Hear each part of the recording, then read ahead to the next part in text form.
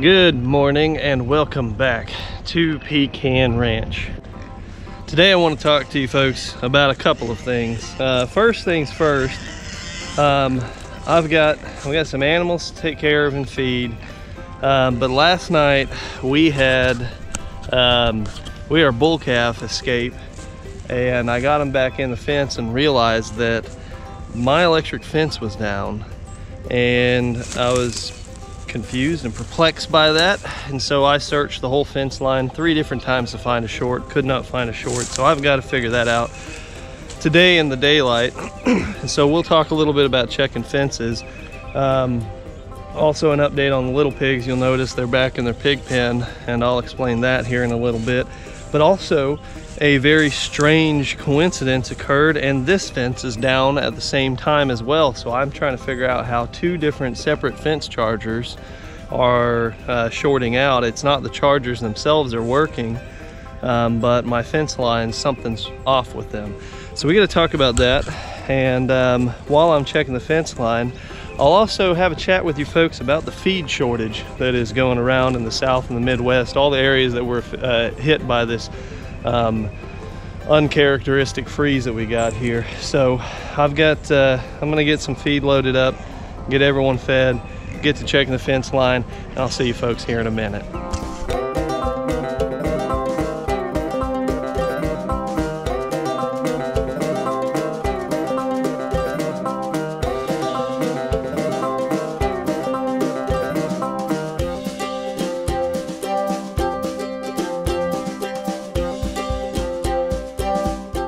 Well, in a strange turn of events, even though last night that paddock's, that pasture's fence wasn't working, it is now working.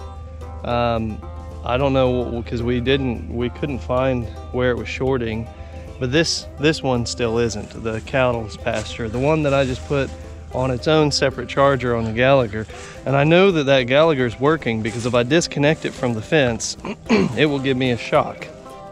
And it'll show up on my fence tester. So I've got a fence tester. This is what I use. It's a real simple, just a cheap little fence tester. You take this probe, you put it in the ground, and then you've got these lights that'll light up to, and this particular model will light up to 7,000 volts. These fences actually put out more than 7,000 volts, but if it lights up all the lights, that tells me that it's working. I went around this fence line at least 4 times last night, but it was getting dark, and so I was kind of hoping that, because if both fences were down and it wasn't a coincidence, that would mean that our problem would lie somewhere in this shared fence line between the 2 fences, and something was laying across them like a piece of barbed wire or something, and it was touching both fences and grounding it out. That's no longer possible because that other fence is working. So I'm gonna walk through here and check and see, now that I've got daylight, and see if maybe I see something that I didn't see last night, even though I had bright flashlights out here, and I'm gonna check it. So the importance of checking your fence every single day, especially if you rely on electric fence. If you're relying on electric fence to keep your animals in, you want to make sure nothing has fallen on that fence and is causing it to short to ground or touch a piece of metal that is connected to a good grounding source and sending all that shock just straight into the ground, and your fence isn't hot anymore. So don't ever get lazy with fence checking. At the very least with your electric fences, make sure that they are functioning every single day. Check for a shock, check your fence chargers if the indicator light's blinking. But I will say in this particular instance, that wouldn't have helped me at all, because that Gallagher fence charger, the indicator light is blinking as though it should be working, but it is not. Why? I don't know. Now it may be that it is working, and occasionally if I get a real good ground on myself, I can feel a very faint shock. So perhaps the circuit is being completed enough to to allow that indicator light to blink, but it is just being grounded out somewhere, and it is sapping a lot of its power out somewhere else. So I'm gonna check that. I'm hoping that I'll find it, and it may be something that's super obvious and dumb in the daylight that I wasn't able to see last night. I mean, I drove around this thing a couple times, I walked through here a couple of times, couldn't find it, but I've got to get it sorted out, because that's weird. I heard a cow, and it wasn't one of mine. I didn't think there were cattle anywhere nearby. Anyhow, but I've got to get this sorted out, because Charlie keeps liking to try and get into this area over here, which isn't necessarily a terrible thing per se, except over in that spot over there, there's a bunch of scrap metal, and I don't want him tripping and getting hurt or something like that, because he's rambunctious and doesn't pay attention to what he's doing, and he could very easily trip and hurt himself. So anyhow, while I'm checking this fence, I want to talk to you folks about the feed shortage. There is a feed shortage in the Midwest and the southern states that were hit by this unexpected freezing weather. And when I say shortage, I mean basically there is no feed. We're looking at feed stores being without feed for probably at least a week, and then maybe there'll be a second shortage again as the supply chain is trying to get back up and running. And what had happened was, with all this freezing weather, so I talked to a feed store owner who's telling me that how he's talking to his suppliers, and I verified this story with one of my neighbor's friends hauls feed. That's what he does for a living. He hauls feed, and they were telling me that the feed mills had plenty of feed, but because of the weather, they just couldn't get trucks to come in and haul them out. And so they couldn't, and then another problem is occurring because they had plenty of feed. Their warehouses were full. They couldn't produce more. So they're waiting on all this backlog of shipped goods, or goods that need to be shipped, to get shipped, so that way they can produce more, because they don't have the space to produce more right now. So once things get going, we're not going to be out of the woods yet. The feed stores will get stocked up, and then everyone will buy up all the feed, and then there'll be a delay because of production. There'll be a production delay. And so it'll take a couple weeks before things get fully sorted out, I think. And so you couple that with the limited supply, and then when people started seeing that there was a limited supply, there's a lot of people that went and bought a whole bunch of stuff, stocked up, and kind of sapped the supply. I was talking to a feller who was telling me that he saw a 30-foot gooseneck truck, or a truck hauling a 30-foot gooseneck trailer that was stacked nose to tail with pallets of cattle feed. Oh, do you hear that, folks? Hear that? I don't know if you can hear it. I hear it. There it is. There it is. This son of a gun, this piece of wire that looked like a bunch of vines to me last night, and here we have it. Here is our ha-ha. Ha-ha-ha! I don't even know how this mess of wire ended up here and how it ended up touching my fence. But it must have, to me last night, must have looked like vines. Hi piggies, I'll be there in a minute. I was just checking the fence. My piggies are over there in the woods across the creek, back in my pasture. All right, so let me climb under here. Oh. I have a feeling this is Charlie's fault somehow, my bull calf. I have a feeling that he was messing around back here and probably moved this. I didn't even know that this looks like old welded wire fence. I didn't even know that this was back here. And let's just bend this all the way back so it has no chance of touching my fence ever again. I can't believe it. I mean, you can see my tire tracks in the mud here because I drove back by here like 4 times. I was walking this fence line several times, and I think part of it, what was getting me, is that, woo, yeah, we got power now. Part of it, what was getting me, was that both of my chargers were down, and so I was focusing a lot of attention on the shared fence line. All right, all is right with the world once again, and I have a feeling that what happened is Charlie probably decided that he was going to try and sneak his way under this wire and get back there. And when he did, he must have messed around there. So I'm going to lower this wire down some, and hopefully that deters him, and hopefully he gets a shock from it, because I'd like him to start respecting this wire a little bit more. And the problem is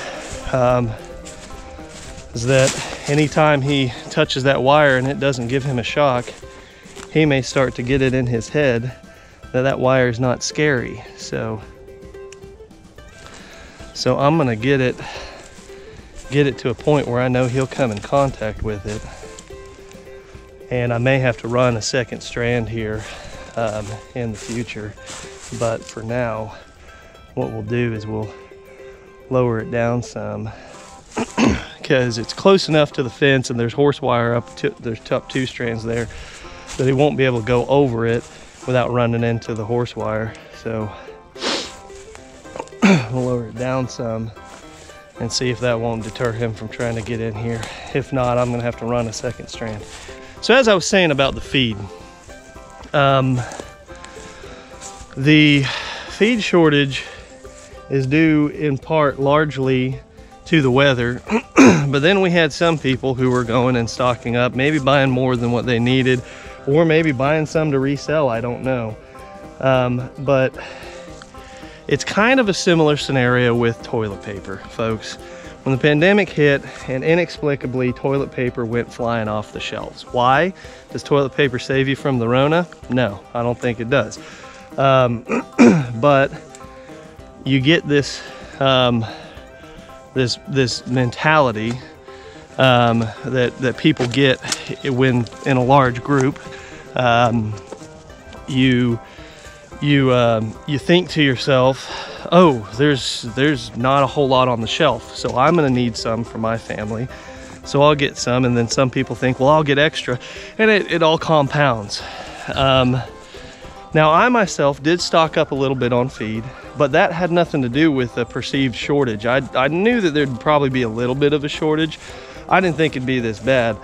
I bought a bunch because I didn't want to have to get out in the weather, and I didn't buy a silly amount. I bought 400 pounds of feed for my pigs. The only reason I did that is I knew they wouldn't be able to graze, and I knew they'd eat more. I didn't realize how much more they would eat, and I thought I'd be good, honestly. But the pigs in the back went through 300 pounds of feed in a week. Normally, they'll eat about 400 pounds in 3 weeks, if that, because they've got other stuff to eat back there. But because the ground was frozen, they couldn't root around, and everything was iced over. They couldn't get any other food from any other sources. They ate more feed, and so now I'm low on pig feed, and I have to sort out some sort of solution because nobody has feed. No feed stores in East Central Oklahoma, Northeast Oklahoma, Northwestern Arkansas. Nobody's got it. There's no feed anywhere near me. The closest feed that I could probably potentially source might be, I might have to legitimately go straight to the feed mills and purchase my feed there. And the nearest feed mill is like over 3 hours away from me. I may have to do that because no one's got feed coming in in the foreseeable future. They're talking about maybe getting some feed in at the end of the week, which may be too far away for me. So what do you do? Even if you did your best to prepare and get as much, you know, stock up on feed in ahead of a major event like, you know, bad winter weather or a hurricane, depending upon the climate and area that you live in, you went and stocked up. But the shortage outlasted your supply. What do you do? Well, fortunately for me, my only shortage is pig feed. Pig feed and rabbit feed. And the reason I say fortunately for me is because the big consumers of this feed, the pigs, they're the ones that eat the most feed of all of, you know, of all my animals, because, whoo, still good shock. I have this fence tester. I don't, again, it's sitting in my pocket, but I guess I'm just, I test it the marine way. So the reason I say fortunately for me for the pigs is because the pigs are a little bit less picky about what they're eating. And the cattle, we've got plenty enough of them, of feed. We've got probably 80 pounds of cattle cubes, and that'll last me last me a couple of weeks. They've got pasture to graze on, hay to eat. They don't eat too much. I only have 2 head of cattle. And one of them's, you know, just a bull calf, so he doesn't eat nearly as much as his mama does, who is still nursing him, and also she is pregnant. She is with calf. So so the pigs aren't as picky about their feed, so you can get creative and realistically to create as cost-effective of a farm operation anyways, you want to have cheap or free sources of food anyways. And having just moved to this area not all that long ago. No, Oreo. Great. Oreo, let's go. Come on. Nope, come on, pigs. Come on. Come on. Get back in here. Don't you dare. Don't want to have to chase pigs again. I'll have to explain that here in a second. But I haven't really sourced, got good relationships with grocers yet to start getting their waste produce. Excuse me. Excuse me. Goodness gracious. There you go. So right now, these pigs, because I'm actually out of feed for them, they're actually eating chicken feed for now. They like it. In fact, when they were little, or in their other pen, they were in with the chickens. That's what they were eating. So it's actually chicken feed mixed with screen corn chops, because I like to feed my chickens some scratch in the winter time, to keep them, it helps keep them warmer. So there's some corn chops in there. And for whatever reason right now, chicken feed still seems to be available. You can get chicken feed, and I don't know if that's going to change soon or what, but for the time being, there's still a decent supply of chicken feed. That may change though, because when people start really needing to feed their pigs or whatever, they may start buying up chicken feed. But that's one way you can, feed them an alternative feed source. They got to get some nutrients somehow. So there's that. You can check with your local grocery stores that when they get damaged or slightly wilted or bad produce, they oftentimes have to throw it out. They just got to throw it away. So you might talk to them and see if they're willing to just give it to you, have you haul it away for them. They may have stipulations. They may say, well, I need you to take it all at once, or I need you to come in once a week to get it. And that may be a requirement. And so then you may have to figure out, if you end up getting more than what you need, where do you store it? What do you do with it? Which is pretty simple, actually. Honestly, if you get more than what your pigs can consume, before it goes bad, you can use it as compost. So that's a really good alternative to consider. You can look into that, and it's wise to have that already set up and in place. I have another means of sourcing out some feed, and I'm actually working on that this week. There's a place where feed haulers go to clean out their trailers, and they clean out the scrap feeds, and it is just waste to them, and it doesn't seem like much, but when there's 50 pounds, 100 pounds in the bottom of a trailer, or a couple hundred pounds in the bottom of a trailer, in terms of tons, because they're hauling in tons in these big semi-trailers, that means nothing to them, and it's mostly powdery, and it's not real suitable for most animals. Pigs will eat it though. Most animals prefer pellets, but the pigs will eat a powdery feed anyway. So we're going to go check that out. It's about an hour and a half away from me, and so we're gonna go check that out and see if we can get some feed from there. And that'll actually honestly end up being one of our major feed sources for our pigs, because we can get it basically free, excluding the cost of my time and the gas to go up there and get that feed. So that helps cut costs down at the farm. And these are all things that you should be, it's not a bad idea to have in place anyways to cut costs, but it's also hopefully a good means of protecting yourself in the instance of a shortage. Now, things like this don't happen all the time. Typically speaking, it's not going to be too crazy to assume that if your feed store's out of feed, it'll be restocked in a couple of days. But when you have unprecedented things happening, i.e. a pandemic or a bizarre winter blizzard that rolls through the Midwest and the South, and to be completely honest with you, I like to say that things like this don't happen all that often, but goodness gracious, it seems like it's happening a whole lot these days. Not a bad idea to be prepared as you can, to have an alternative means of acquiring feed, or have the means to store a lot of feed, so that way you're not too reliant upon your supply chain whenever it comes to feed, because it doesn't take much to disrupt a supply chain. I used to be a truck driver, and I had seen on many occasions where supply chains would get interrupted, a lot of times by weather, and it happens, and it doesn't take long. If trucks just don't move for 3 days, 4 days, or whatever, everything gets backed up way too much.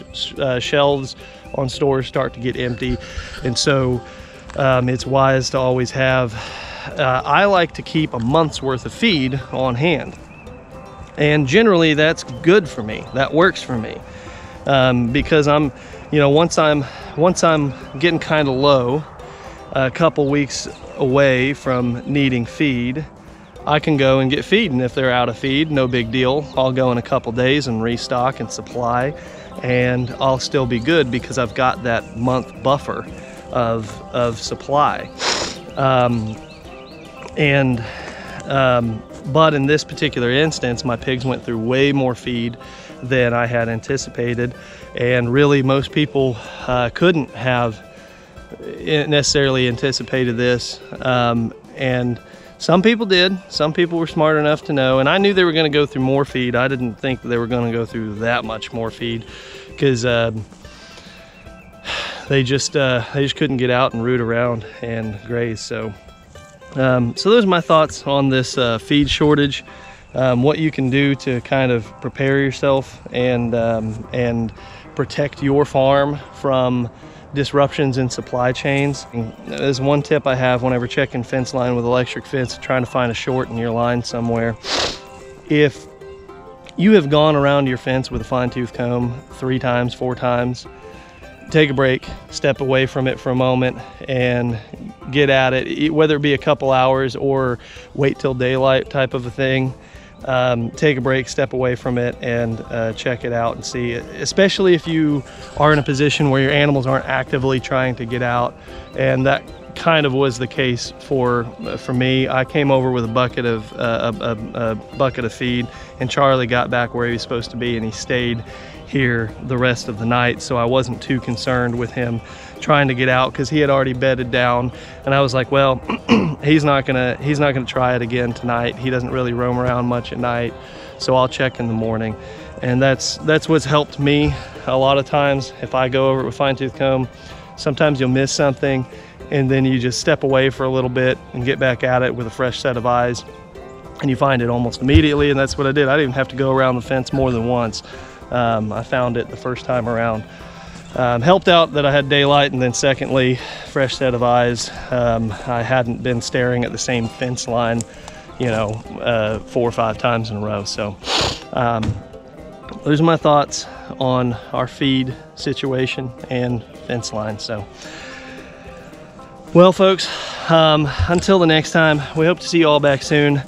And if you have any comments, any suggestions on video topic ideas, leave them in the comment section below. And also let me know what your thoughts are on supply chain interruptions, what your preparation methods are, and also what are other either inexpensive or free ways to acquire feed for your farm that have worked out well for you in the past, and share that information with all the viewers. Hit the thumbs up button if you like this video. Please subscribe if you haven't already, and hit that notification bell so you don't miss any videos. And until the next time, we will see you all back at the ranch.